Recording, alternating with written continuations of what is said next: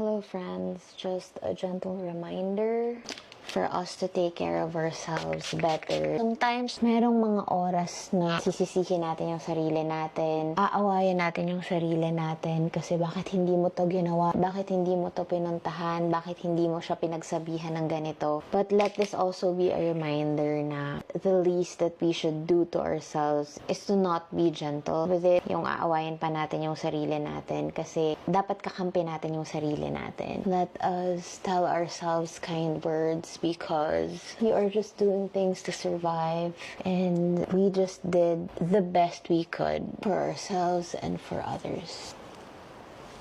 Alam ko mahirap, pero deserve nating maging mabait sa sarili natin. The last thing we want to do is to not take care of ourselves kasi ang hirap na nga ng buhay. But I hope wag na nating dagdagan pa with telling ourselves things that demeans us.